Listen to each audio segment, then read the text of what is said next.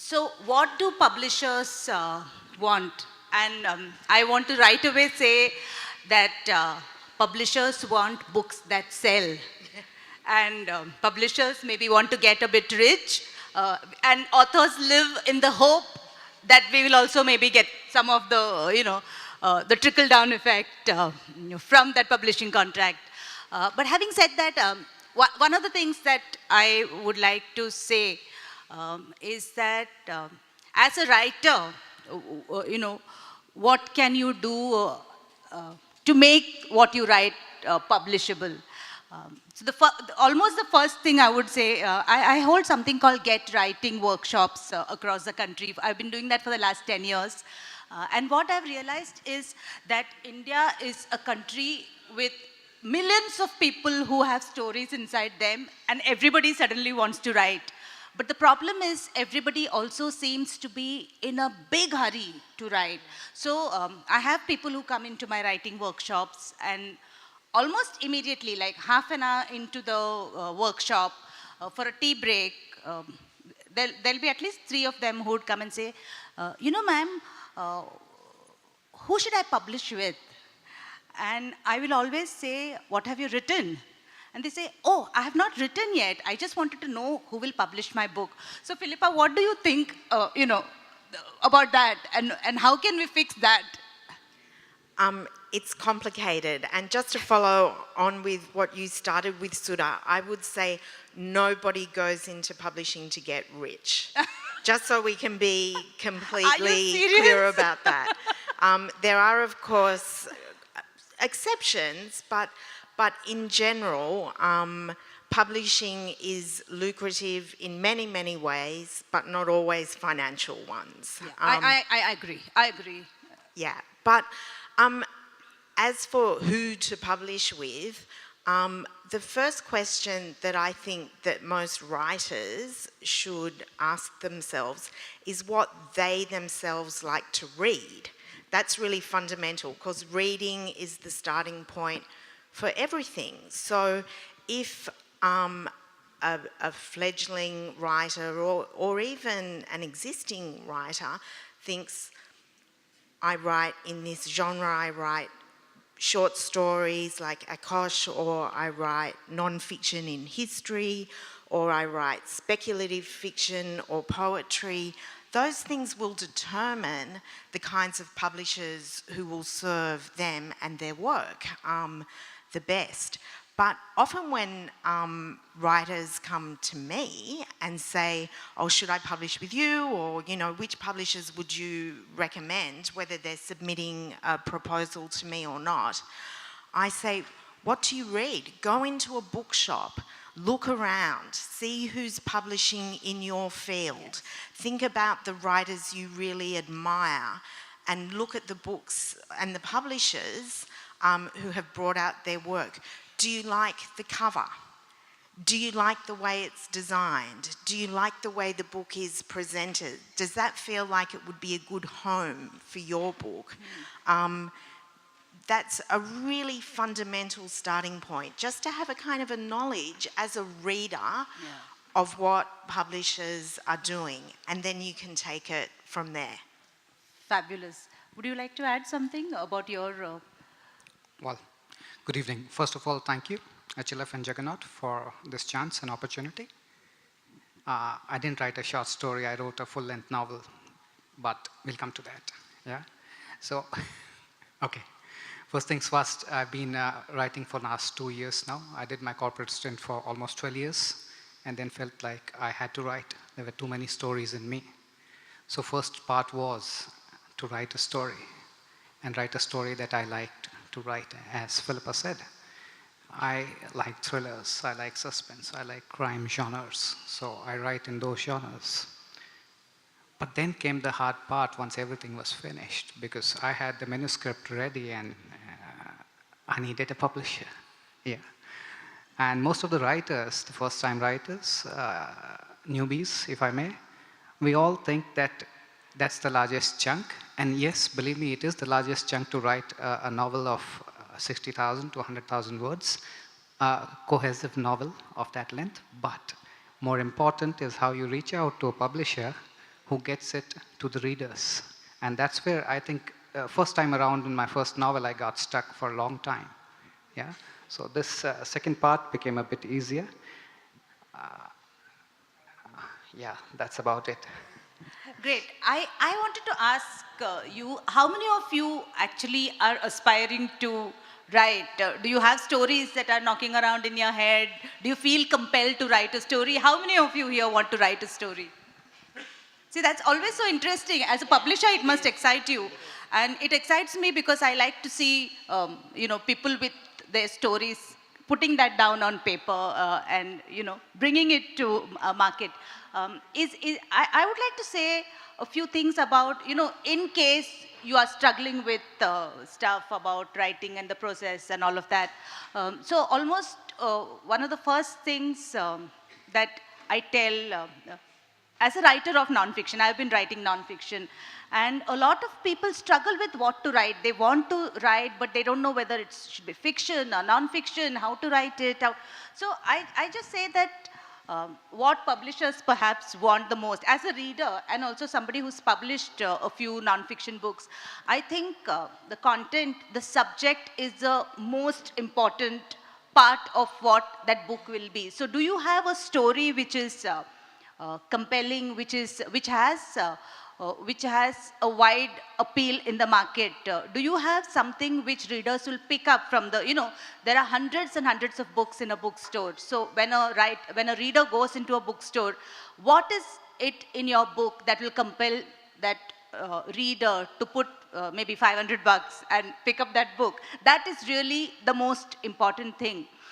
And unlike and this is something that is really important. A lot of people get disheartened when they get an idea for a book, and then they realize that, oh, there are 5 other books of that, on the same topic. So why should I bother? And which publisher will publish me? And I always want to tell you that the subjects, that we live in a very limited world, and ideas are going to be limited. But I really do think that what will make your story different is your individual voice. The authenticity of what you're bringing to the table, and your individual experience with that. No two of us are the same in terms of what experiences we've had and how we have dealt with that topic. So be really, even if it sounds very, very cliched, be a subject matter expert on that. Know everything that you can about that subject, and then write it down. For nonfiction, of course, you have to first send a proposal to the, and I'm sure Phillipa will talk about that. Well, I'm a non-fiction publisher and writer, as it turns out, myself. But what you're saying is absolutely spot on, because so often people will say, oh, why do we need another biography of this politician? Or why do we need to tell the story of this particular natural disaster or this group of people? And often it's because these stories haven't been told before. It's as simple as that. So if an author comes to me and feels really passionate about their story and clearly has something to say that is unique, that is from their own angle, that is going to make readers feel engaged, possibly change their minds about a particular event or a group of people, is going to make readers empathise with the story. Or perhaps is going to change a law or change attitudes, make some kind of profound societal or political change. As a publisher, that really excites me. I think, all right, maybe I can work with you and we can turn this into a book that can be the best book possible, that can find the maximum amount of readers possible. And that doesn't always mean that it's going to become a runaway bestseller that will make the author a household name and completely famous and on television and all the rest of it.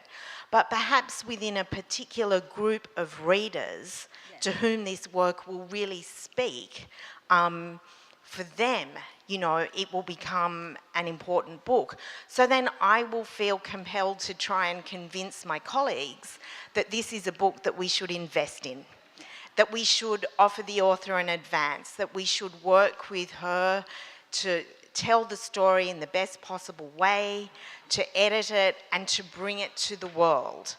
And so there are a number of elements along the way, but I think the important skill that publishers have, and I've experienced this on both sides now, is to feel like you're on the same side. Publishers and writers are on the same side.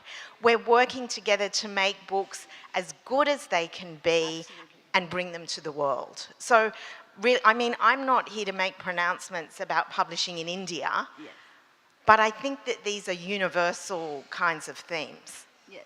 So to add to, you're absolutely right when you said that not all books will be runaway successes. And to me, that is a really important point for aspiring writers, because a lot, I see this a lot these days when I go with my writing workshops. Everybody wants to be Chetan Bhagat, or everybody wants to be that big buck, big ticket author who will make, who will get multi-crore contracts, and that doesn't happen. Those are a handful of examples. But I want to tell all of you that it is very often, it will seem a little demoralizing, a little disheartening. The contract might not, there might not be a contract for a long time, but it's really important to look inside you and understand why is it that you write. You're not writing to become a best-selling author. You're writing to attend to that need inside you to write that story that you have. And if you go into this world with that mindset, you're not ever going to be unhappy. So always, always remember that you have a story and it is your responsibility to tell that story in the best manner possible. Having said that, when you have written that story and when you have sent out your proposals to as many publishers as possible, and if they don't seem like, if the big 5 or big 3 don't seem like they're interested, I would say still follow your instinct and take your book to a smaller publisher, but make sure that book doesn't go, make sure your story is not untold. About 5 years ago, I wrote this book called Gifted. And Gifted came after 3 very, very successful books with Penguin.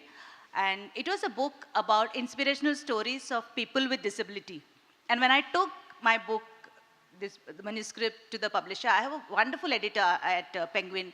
And she said, look, this book is about disability, and do you think there are enough people who will want to read about people with disability? The understory was that she was afraid that I would sort of damage my credibility with this book. And I said, if you already know that I've established 2 other books with you, you should just take my word for it and just publish this book. And it was a beautiful book because I spoke to so many people with disability who have gone beyond their challenges and done wonderful work for themselves and become role models and idols for other people. And thankfully for me, the editor took my word and we published that book. And in 4 years, that book has gone into 5 reprints, and it's been translated now into 7 languages. Wow. So I really think that it is just one of those dream-like things for me. And the requests for translation into other languages continue to come in. And for me, that really proves that if you believe in your story, if you believe in what you have written, eventually it is going to go to market and it is going to make a huge success out of yourself. Success doesn't necessarily mean a lot of money.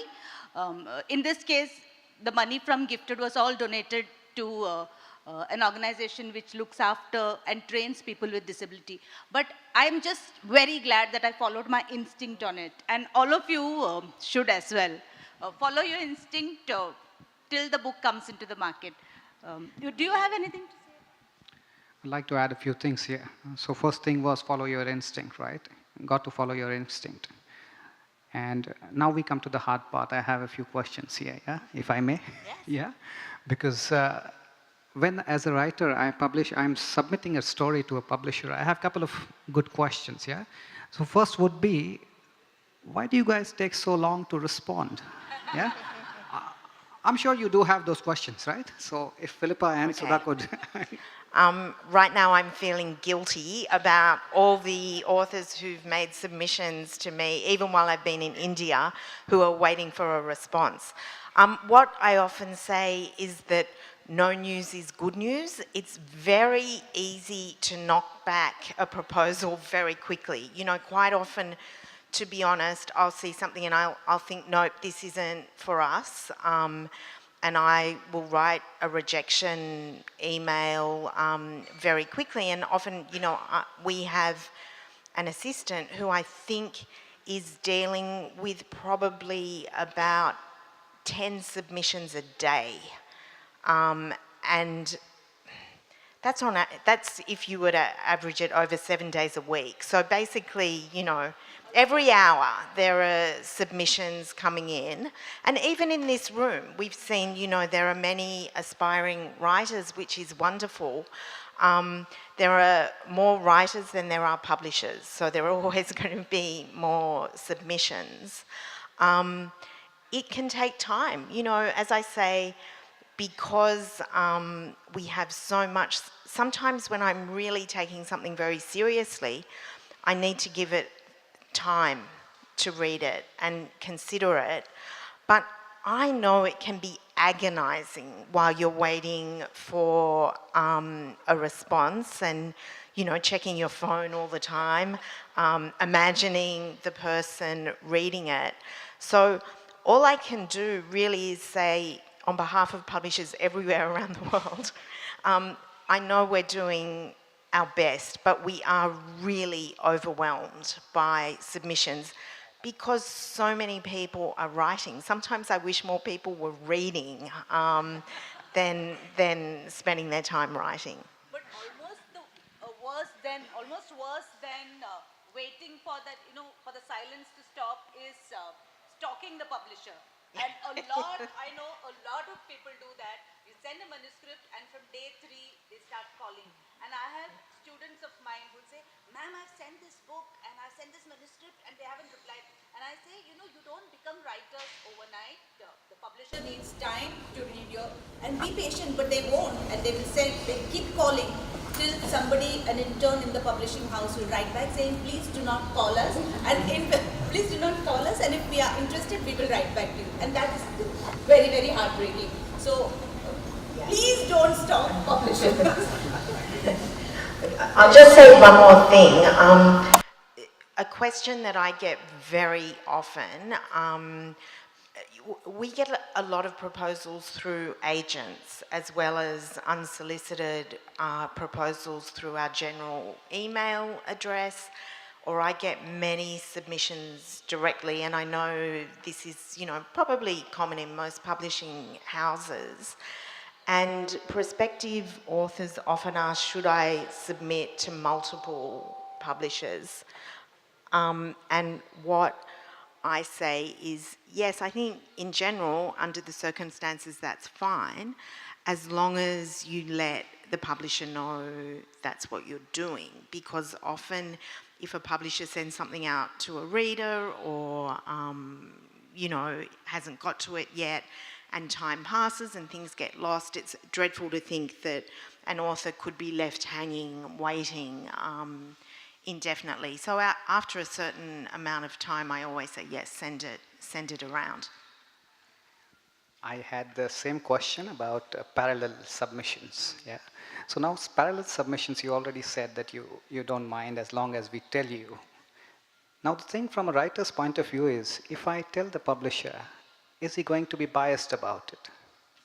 Sometimes she might be biased towards you and think, oh, well, maybe this is, you know, worth considering. Especially, Akash, now if you say, I'm the prize winner and, you know, I've published with Juggernaut, all that, you know, kind of boosts your profile. And that is really important, you know. It's very important for prospective writers not only to write, even if it's not being published, you know, to write on blogs or social media or diaries, newspaper articles, journal articles, in whatever forum, to find your voice. And then sometimes I found with lots of authors I've ended up publishing, I'll say, oh, you know, I learned about your work, or even I approached you directly, which is something I do quite a lot, after I read your piece in the newspaper or heard you speak on the radio or whatever, because it sounds like you've got an astonishing story that I think the world would be interested to hear about. So I think what Phillipa was talking about is what is known as the platform. So if you're in non-fiction, it would be really good for you and to fulfill your writing aspirations to have a topic on which you are well known about, or you have a body of work around that. Talking about my own story, I became an author after 24 years, 25 years of journalism. And because I was a business journalist, and because I was a very young mother and a very ambitious young journalist, I always struggled with, you know, wanting to be the best journalist there was in Mumbai at that time, and also wanting to be the best mother, the best wife, the best everything that women are supposed to do. And I would keep coming in contact with some really, because in business journalism, you meet a lot of really important women who occupy corner offices. And I would meet them, and one part of me would be doing my journalism work, but the other part would be wondering, you know, how the hell are they so perfect? How are they keeping this together? How are they having to go through, you know, the face on the magazine cover, the corner office, the listing on the, you know, India's most influential. I would always wonder, how are they doing it? And when I had met enough of them, you know, as a business journalist, you are really privileged to meet a lot of these folks. One part of me was jotting away, making mental notes about these women and what are the things that they do to really keep their lives so focused and so fulfilled. 25 years after into my journalism, one fine day, I just said, I have had a lot of experience. I want to bring all of these experiences in the form of a book, so that other women like me with a lot of aspirations and dreams can know what are the best practices, what are the you know, struggles and the success stories of these women. And when I wrote that book, I think it sold not just because it had riveting stories about these women, but also succeeded because I already had my name in the paper. My byline was in a newspaper every single day for 25 years. So I'm talking about the time when there was no social media, there was no, you know, I started first using the computer in '89. So the only way I could build a platform for myself was through the newspaper. So a platform, like she said, a blog, speaking assignments, whatever it is that you do well, but put yourself out there in the public and be known for what you do. I think that's what... Yeah, that's true. I mean, if somebody comes to us and they have 100,000 Twitter followers or whatever it may be, it's easier, you know, to make a decision. We have to like the book and feel that the book is right for us. But having said that, occasionally somebody with no profile at all, who may not have written very much, will emerge seemingly from nowhere with an extraordinary book, which connects with lots of readers. And when that happens, it's a gift, but like so many gifts, it takes hard work. You know, obviously on the part of the writer, but also on the part of the publisher. Because as you'll all know, we're in a world where there is so much distraction all the time. You know, from our phones, from television, from everything around us, that convincing people to spend 12 hours or however long of their lives reading a book is quite a challenge. And I think it's one that publishers and writers and readers are meeting, but sometimes we really do have our work cut out for us. Do you want to? I guess if I may ask another question to both of you. How long should a book be? Yeah, I think these are standard questions I'm picking up from all my chats across with all the writers. I mean, the short answer is there is no answer because it depends on the book. So there's no magic number. But I would say that, I mean, I've been in publishing for 25 years. I think books have got shorter. And that's fine. Biographies tend to be, you know, if you're writing a biography of, you know, Winston Churchill or Cleopatra or, you know, whoever, it's going to be long. Biographies tend to be very long. Military history tends to be long. Whereas overall the trend for novels is actually for them to be shorter. You know, particularly if you were to trace word length from, you know, 19th century novels. You know, Dickens is probably 3 times as long as your average novel now. And also self-published novels, you know, which is another platform many aspiring writers can work on. They tend to be really very short. The experience I have from Indian publishers and most of who I have approached to, and this is regarding fiction and thrillers in the genre I write in. My first book was 100,000 words, and the pat reply came, Akash, cut it down to 60. And I said, I can't. Look, I took 1 year to write this book. At least somebody read it and tell me that half of it is crap for me to remove it. But then they said, Akash, what sells in India, if you're looking at Indian market as particular, and in the genre of fiction, is somewhere around 60 to 70,000, which is a very good word limit. And since then, I've stuck to that word limit somewhere between 60 and 70. So if you have written a manuscript which is running at around 100,000, give it a rethink, yeah? For me, when I write a book, I have never really kept a word count. I think instinctively a writer will immediately know when a story has run its course and you need to put a full stop. The thumb rule, of course, should be that if what you have written bores you, then it's going to bore other readers. So don't go there. Don't go there. When you're writing, keep it long, but not boring. And then it's always easier to bring it down rather than, you know, you submit a manuscript and they say, this doesn't seem complete. And then it will be a tougher task to build on what you have written. We have 5 minutes. So, yes, so we have just 5 minutes now. So I think we open it out for questions.